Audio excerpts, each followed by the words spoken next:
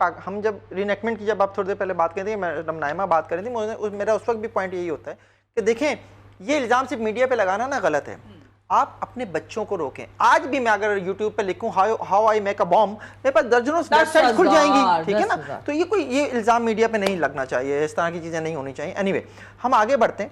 बात ये है बेसिकली कि मैं चूंकि कह चुका था कि उसके ग्लैमर की वजह से आज वो स्टोरी बनी हुई है, तो मलका पकड़ी गई थी ना। और ये नसीम बीबी तो बेसिकली उसकी बहुत खास कारिंदा थी, जिसके जरिए वो कराची भेजती थी मनशियात अपने भाई को डिलीवर करने के लिए। और नसीम बीबी जो है वो अपने साथ अपनी छोटी सी बच्ची को रखती थी।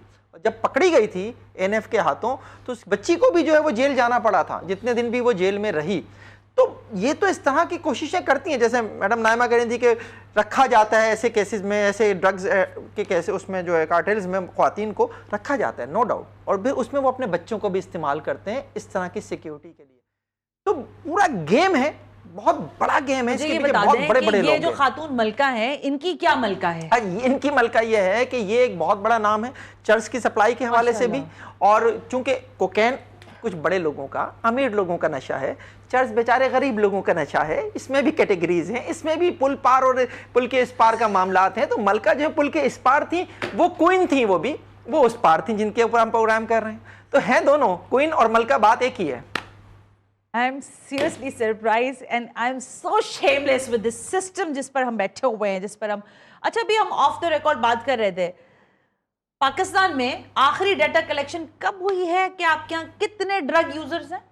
क्यों मुझसे सवाल करती हो यार? 13 साल पहले 2013 में आखिरी बार आपने जाना है कि इस मुल्क में जो मंशियात के आदी अफराद की तादाद क्या है। जब ये डेटा होगा तो उसके बाद काम करोगे ना दीगर चीजों के ऊपर।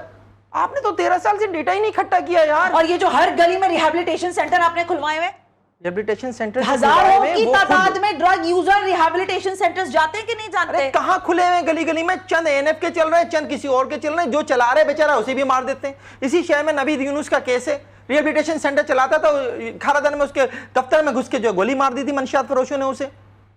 तो ये सिस्टम है भाई, प्रोटेक्टेड सिस्टम है, उनको इस हद तक इख्तियार हासिल है। और जो आप जिन रिहैबिलिटेशन सेंटर्स की आप बात कर रही हैं, वहां पर सिर्फ और सिर्फ नशे के आदी अफराद का सिर्फ इलाज नहीं किया जाता, वहां पर जो है वो इलाज से मुस्तस्ना भी रखा जाता है। खैर छोड़ें।